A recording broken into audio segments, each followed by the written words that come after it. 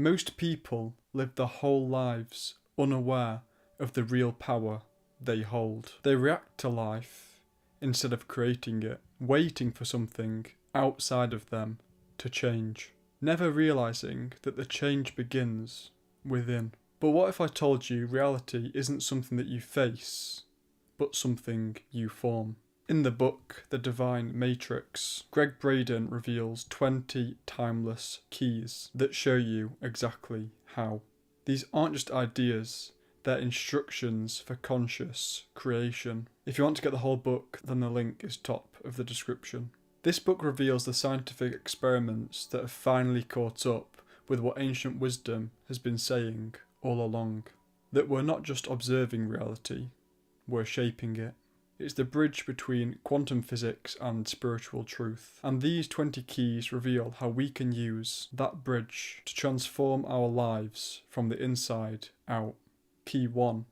The divine matrix is the container that holds the universe, the bridge between all things, and the mirror that shows us what we have created. Now, what does this mean? The divine matrix is like an invisible field that connects everything. From the tiniest atom to the furthest star. It's not just empty space. It's alive, intelligent, and responsive. Think of it as a container. It holds everything. The universe exists within it, not outside it. A bridge. It connects everything. Time, space, you, me, the stars, all linked instantly. A mirror. It reflects our inner world, beliefs, emotions, and intentions, and shows them back to us as outer reality.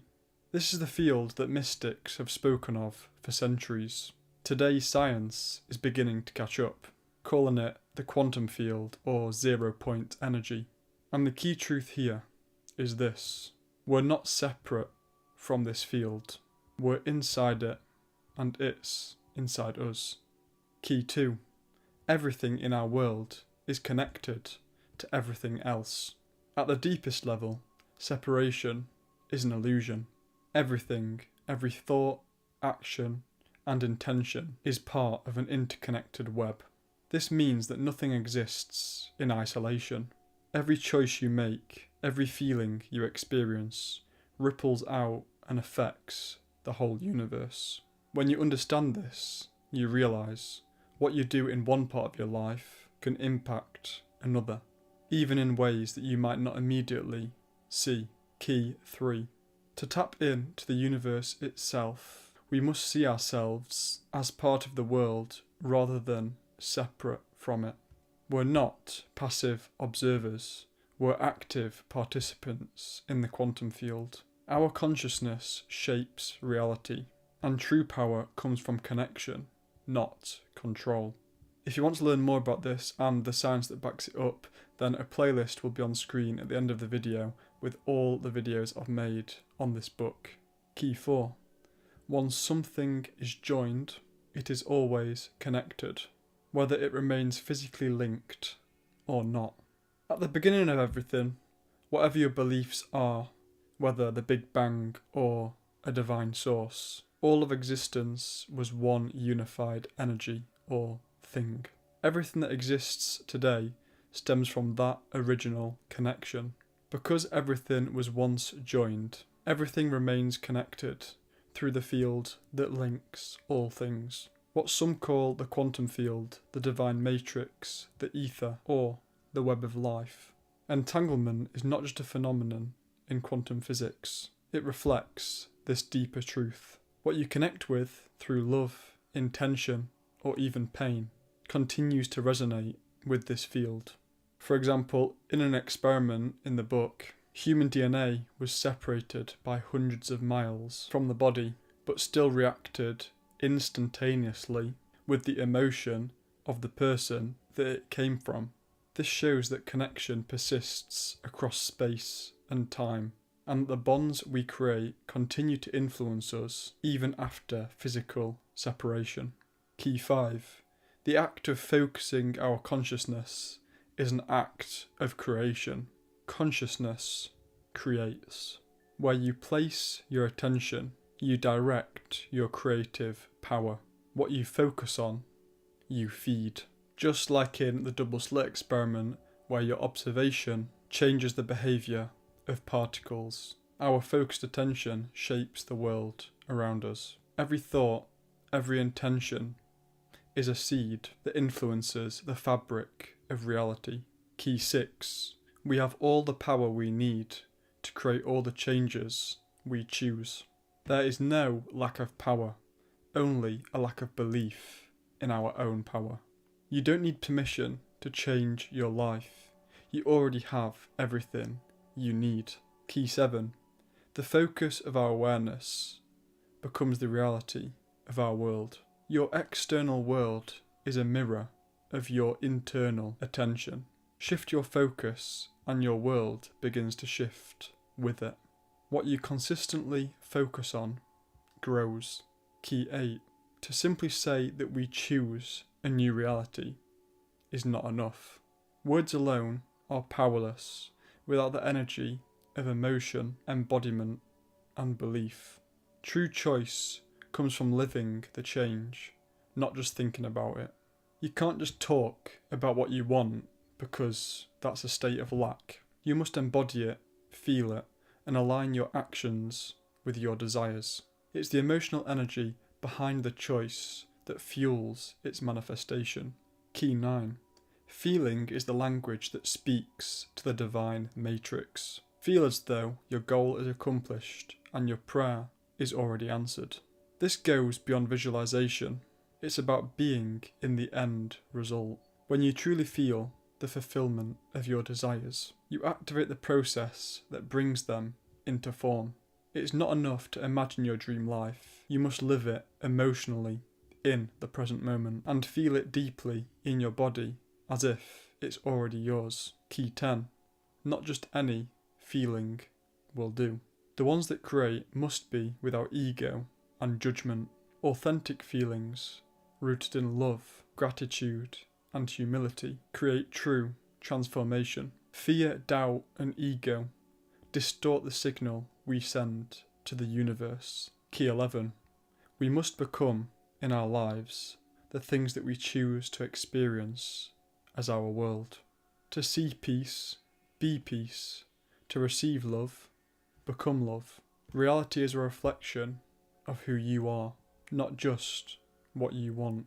To create the life you desire, embody the qualities you seek. The external world mirrors your internal state. What you radiate is what you attract. Key 12. We are not bound by the laws of physics as we know them today. Just because something hasn't been proven or measured by current science doesn't mean it's impossible. Consciousness has the power to transcend the limitations of physical reality. The true nature of reality is far beyond what science has measured so far. And as we expand our consciousness, we can bend the rules that govern the physical world. Key 13. In a holographic something, every piece of the something mirrors the whole something. So what this means is you are not a fragment, you are the whole, expressed in a unique form. Change one part of yourself and the entire reality you experience begins to shift. In a holographic universe, every part reflects the whole. When you transform one piece of your being, your thoughts, emotions, or actions, you create ripples that affect the entire structure of your reality. Key 14, and this is a long one, so I'm going to read it. The universally connected hologram of consciousness promises that the instant we create our good wishes and prayers, they are already received at their destination. Distance and time are illusions in the quantum field. The moment you set an intention or make a prayer, it is already felt by others, places, and the universe itself. Your intentions transcend space and time, immediately entering the field, where they begin to work toward their manifestation. And this again reminds me of the experiment that I mentioned earlier, where the cell was separated from the human body by hundreds of miles. However, when an emotion was present in the actual human body, the cell showed signs of that emotion instantaneously, the exact same time, without delay, so that's faster than the speed of light. This proves that something deeper connects them. something beyond distance, beyond time. Key 15. Through the hologram of consciousness, a little change in our lives is mirrored everywhere in our world. Small shifts in our inner world create waves of change in our outer world. Never underestimate the power of subtle changes in our perception. A tiny shift in awareness can reverberate through your entire reality, affecting your relationships, opportunities, and even the broader world around you. Key 16, and I'm going to put all this on screen because there's figures and information and facts and studies, so it's best just put it on screen where you can read it as well. The minimum number of people required to jumpstart a change in consciousness is the square root of 1% of a population. Now this is actually huge, and this means that people think not just me will make a change, but it can, and if you then can bring other people, small groups of people, into this as well, then eventually you're going to make a worldwide change because of this that I'm going to tell you.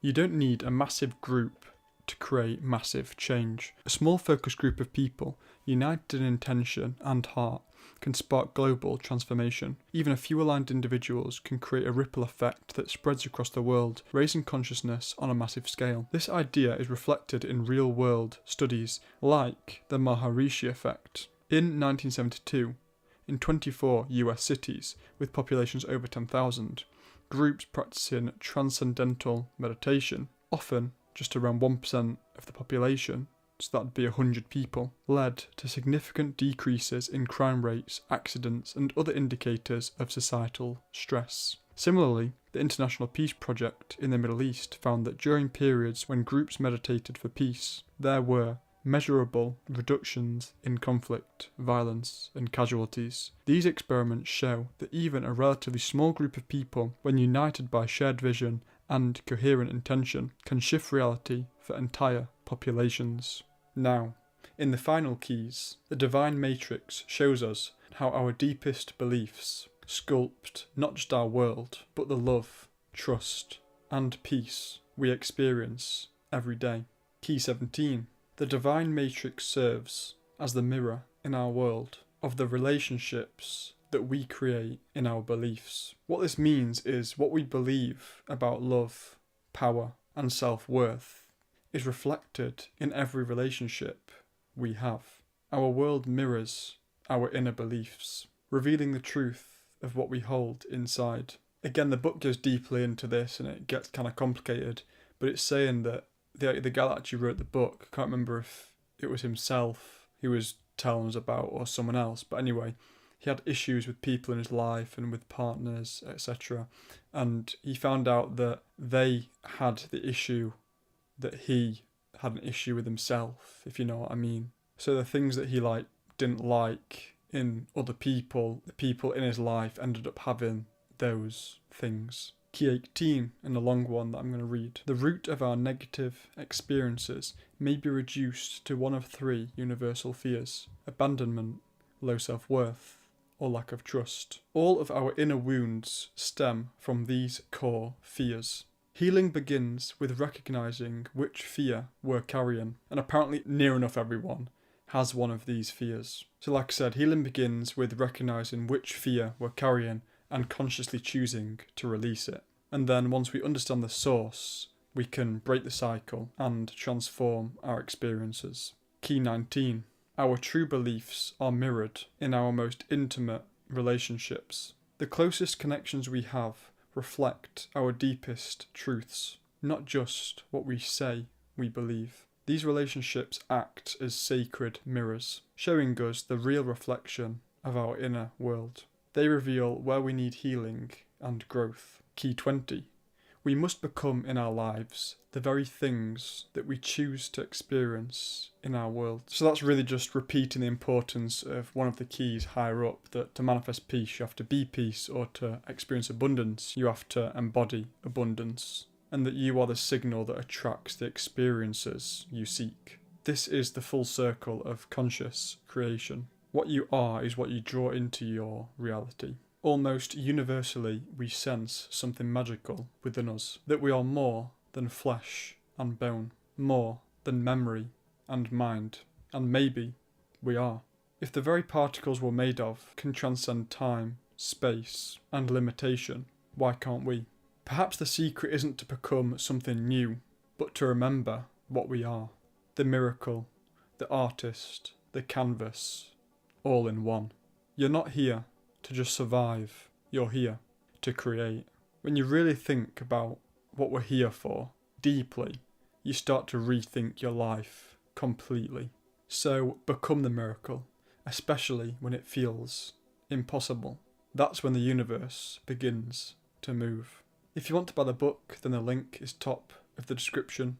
If you learnt something new, then please like and subscribe to keep learning. If you know anyone that's interested in this kind of content, then please share this to them, because it really helps me out. If you want to watch any of my other videos I've made on this book, then their playlist will be on screen now. Thank you for watching, and see you in the next one. And remember, stay positive even when it seems everything is against you.